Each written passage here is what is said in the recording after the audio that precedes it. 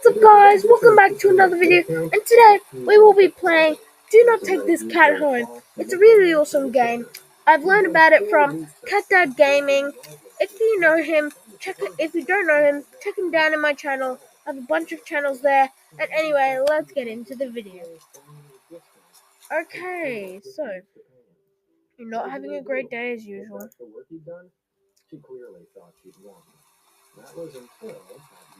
Oh, great. The first time in a while you felt like going out. In the middle of your walk, it starts to rain. Typical, but maybe this is just a sign that you should have stayed home today. Yeah, you can always try tomorrow. Right? You turn to head home when... Huh? What was that? There are only a few people around on the street. Makes sense due to an increase of missing people around the area recently. Well, that and the weather. But none of them react to the sound at all. Curiosity guiding your steps, you follow the sound to the entrance of a dark, dingy alleyway. You timidly enter the alley and walk forward. The ground dampened by the rain makes your steps louder and louder and more confident than you actually feel. Oh, there's the cat again. Finally, the sound source comes into view in the cold, dim light of the alley. At the end of the alley is a big cardboard box. Oh, it's a cat! Huh, guess that should have been obvious. It's interesting looking at the cat. Its pretty yellow eyes shine like gold among the dark sea of its black fur. It puts its paws up on the edge of the box and looks up at you.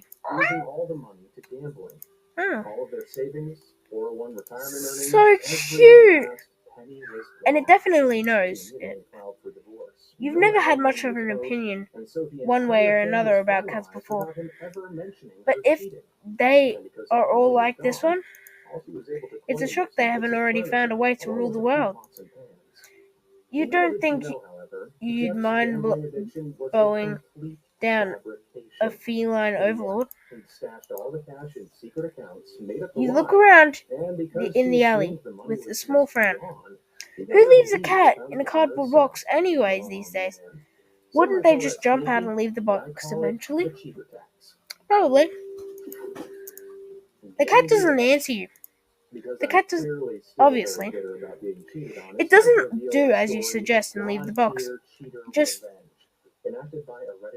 looking at you, as if it's waiting for you to make the next move.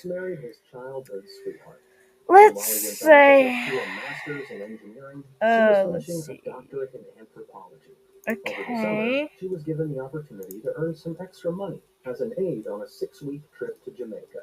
While Ghost knew he'd miss her, he supported her completely. Let's go.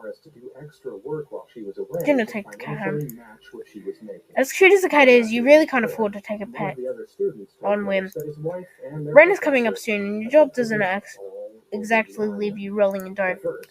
You give the cat a sad nod. Sorry, good luck out there. Here, okay?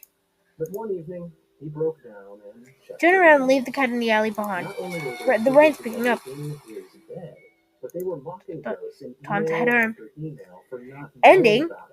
Not a fool. So funny. Okay, let's load. Wait. Yeah. Okay, let's go take that cat home. You know what? You reach into the box and pick the cat up, holding it out in front of you. Why not? You know, you're all alone, and well, I'm kind of the same boat myself. So, you bring the cat close. You didn't realize that it was shivering just then. But it slowly breathes easier as it presses into your chest. Why not stick together, right? At least for a little while. Oh, the cat's purring. You think a little while will probably be more like a day. You'll be responsible and take it to shelter tomorrow. But for now, let's get you out of the rain, okay? Huh? You stop at a small local pet store for some cat food, then head home. You live in a modest apartment. 1 bedroom, 1 bathroom. You living alone in it.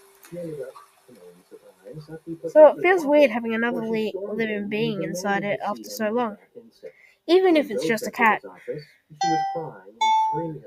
I like this tune. After locking the front door and placing the cat onto the floor, you watch for a moment as it curiously explores the new environment.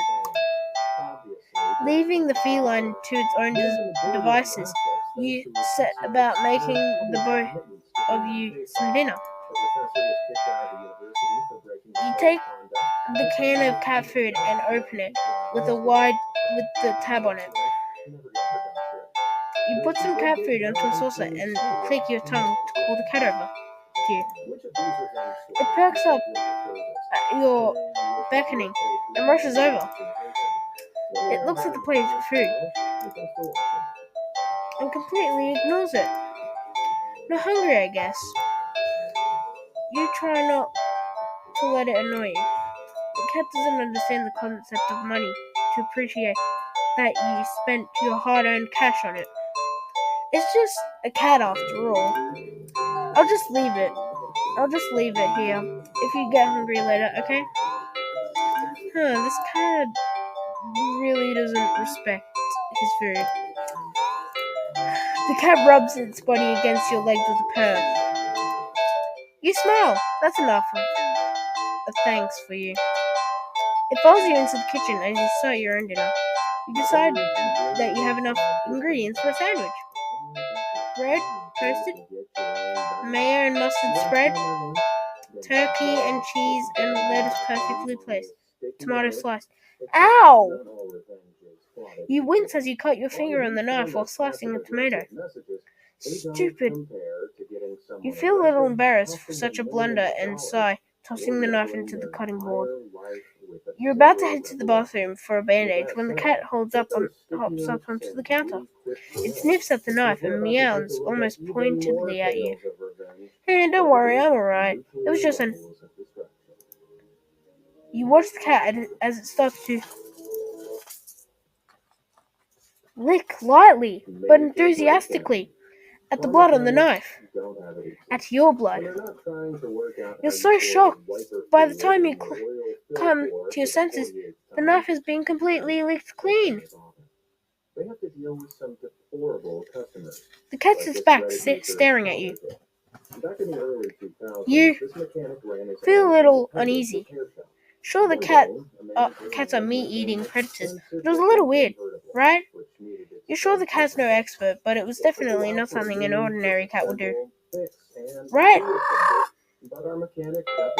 Well, regardless, you're not about to abandon a cat in need while it's standing outside in the rain. Not after all your efforts. You're going to take it to the shelter tomorrow anyway. What's one night of awkwardness? No. It's just a cat. The rest of the evening, unfortunately, goes downhill from there.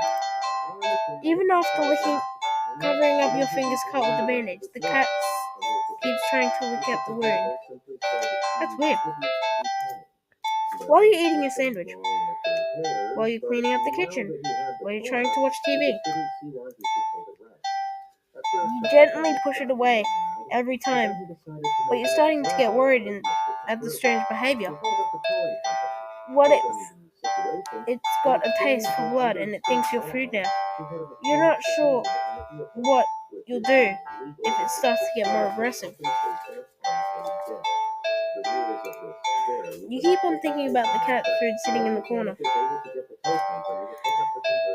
untouched.